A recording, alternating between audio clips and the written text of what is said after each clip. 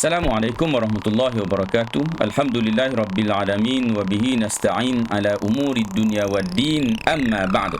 Alhamdulillah, kita bersyukur lagi kepada Allah Subhanahu wa taala dapat kita sama-sama untuk sambung pelajaran 21. Tajuk besarnya adalah keunggulan tokoh empat mazhab, yang mana pada kali ini kita akan bincangkan berkaitan dengan Imam Syafi'i, imam mazhab kita sendiri. Imam Syafi'i nama penuhnya Muhammad bin Idris bin Abbas bin Uthman bin Syafi'. Okey. Bin Syafi'. Jauh ke atas sana. Nama yang diberi adalah Muhammad bin Idris bin Abbas bin Uthman bin Syafi', tapi digelar dengan Syafi'i, iaitu nisbah kepada datuknya yang atas. Baik. Hidupnya ialah pada tahun 150 Hijrah. Hingga 204 Hijrah. Kalau senang nak ingat, Imam Hanafi meninggal dunia 150 Hijrah. Imam Syafi'i lahir 150 Hijrah dan meninggal pada 204 Hijrah. Kunyahnya ialah, gelarannya ialah Abu Abdullah. Kepribadian dia sanggup tinggal bersama kaum Arab Badui demi menguasai bahasa dan budaya Arab.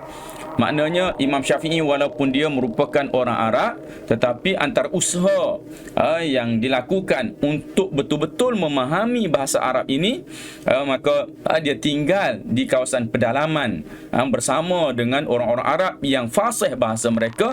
Hasil daripada itu, maka Imam Syafi'i mempunyai kehebatan yang luar biasa dari sudut kemampuan bahasanya. Nanti kita akan lihat contoh bagaimana kehebatan bahasa yang ada pada Imam Syafi'i. Yang kedua, sanggup bermusafir demi menuntut ilmu. Dia merupakan orang daripada Mekah, pergi ke Madinah menuntut ilmu, lepas tu pergi lagi ke Iraq, merantau untuk menuntut ilmu. Yang ketiga, tinggi sifat warak dan kuat beribadat. Ini dapat dilihat daripada riwayat-riwayat yang menceritakan tentang bagaimana ibadah yang dilakukan oleh Imam Asy-Syafi'i sendiri. Guru tersohornya ialah Imam Malik bin Anas, Sufyan bin Uyainah dan juga Muslim bin Khalid Az-Zanji. Muslim bin Khalid Az-Zanji. Antara tokoh dalam mazhab Syafi'i ialah Abu Al-Ma'ali Al-Juwaini, Abu Hamid Al-Ghazali. Ni Abu Hamid Al-Ghazali ni maknanya seorang yang kita boleh katakan tokoh dalam mazhab Syafi'i selepas daripada Imam Syafi'i itu. Maknanya Abu Hamid Al-Ghazali, Imam Al-Ghazali. Abu Ishaq Asy-Syairani, Yahya bin Syaraf An-Nawawi, ni Imam Nawawi. Dan yang dapat disenaraikan di sini ialah Ibnu Hajar Al-Haytami. Ibnu Hajar Al-Haytami. Sumbangan Imam Syafi'i antara hasil karyanya ialah Ar-Risalah, Al-Um dan Al-Musnad. Ini kitab besar yang dikarang oleh Imam Syafi'i. Pengasasan mazhab berdasarkan kepada ijma', qiyas dan juga istidlal. Yang disebutkan di sini ialah selain daripada rujukan kepada Al-Quran dan juga hadis.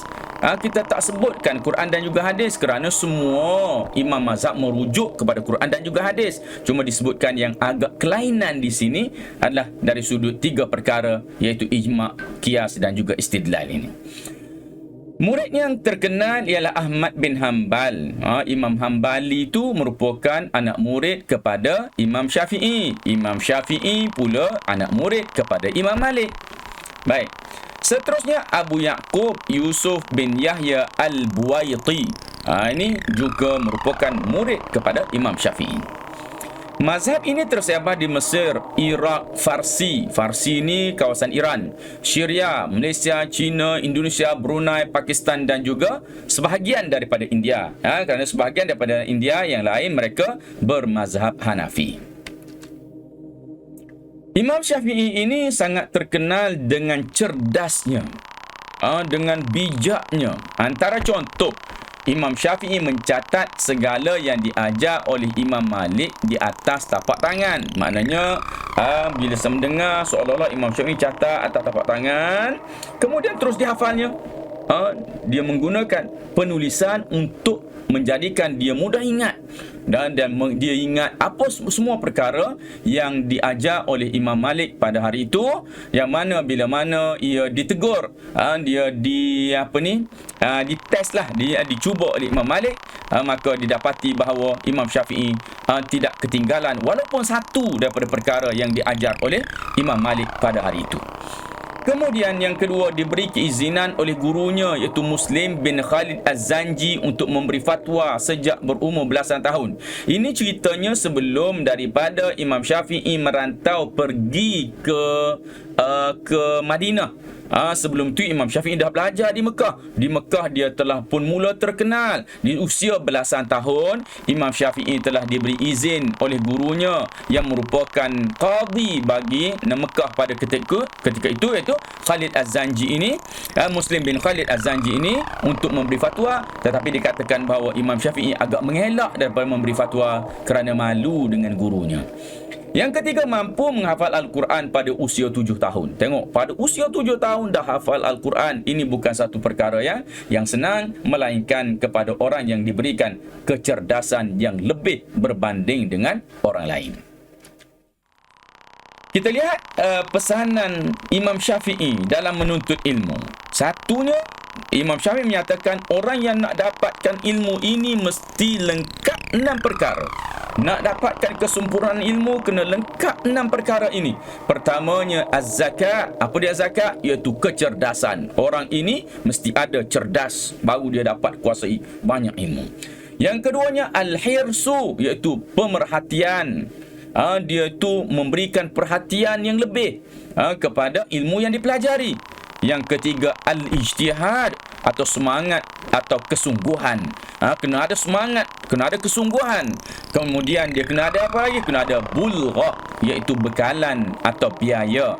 Kalau terlalu miskin sampai peringkat tak boleh nak membiayai pembelajaran pun, susah juga untuk mendapatkan ilmu. Yang kelimanya adalah mulazamatul ustaz. Hendaklah dia itu bermulazamah sentiasa panjang masanya bersama dengan gurunya, berteman dengan gurunya atau bersuhbah dengan gurunya. Perlu masa yang lama berdampingan dengan guru untuk menyedut sebanyak mungkin ilmu daripada guru tersebut. Dan yang keenam ialah tuluz zaman, masa yang lama. Perlu masa yang lama untuk menguasai ilmu. Tak mungkin dalam masa 2-3 tahun, 4 tahun, 5 tahun seorang itu mampu untuk menguasai banyak ilmu. Jadi perlu kepada perjalanan masa yang panjang untuk menuntut ilmu. Jadi inilah 6 perkara yang disimpulkan oleh Imam Syafi'i kepada kita semua untuk kita menjadi seorang ulama, seorang yang alim di bidang kita sendiri. Maka hendaklah kita memenuhi kesemua perkara ini, 6 perkara ini. Mudah-mudahan kita diberikan ilmu oleh Allah Subhanahu wa taala. Kita lihat pula syair Imam Syafi'i. Syair Imam Syafi'i ini menggambarkan kehebatan bahasa yang ada padanya, menggambarkan keupayaan bahasa dan ilmu yang ada padanya. Ini satu bentuk teguran atau pesanan Imam Syafi'i. Kalau kita berhadapan dengan orang jahil, berhujah dengan orang jahil, maka kita mesti ada pendirian yang tersendiri. Lalu disebutkan qalu sakatta wa qad khusimta qultu lahum innal jawaba li babish syarri miftah wasumtu an jahilin aw ahmaqin syarafun wa fihi aidan li sawnil irdi islah. أما ترى الأسد تخشى وهي صامتة والكلب يخشى لعمري وهو نباح.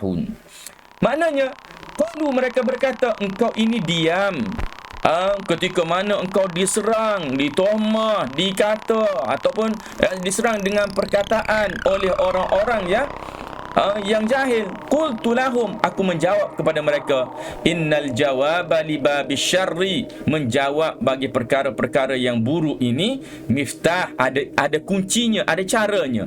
Wasumtu an jahilin au ahmaqin, aku diam bila berhadapan dengan orang jahil dan orang bodoh ini, syarafun, merupakan satu kemuliaan. Wa fihi aidan, padanya juga, pada diam itu, li sawnil irdi islah, untuk menjaga maruah, kita ni kalau kita bergaduh,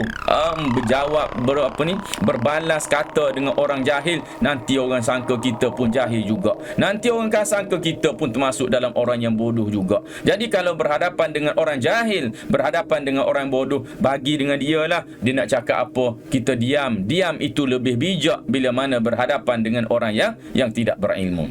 Lalu kata Imam Syafi'i memberi alasan kepada apa yang dikatakan ini, ama taral asada, tidakkah kamu melihat kepada seekor singa, tukhsha, dia ditakuti, wahya samitatun, sedangkan singa tu diam je, senyap je duduk singa tu, tapi orang takut dengan singa.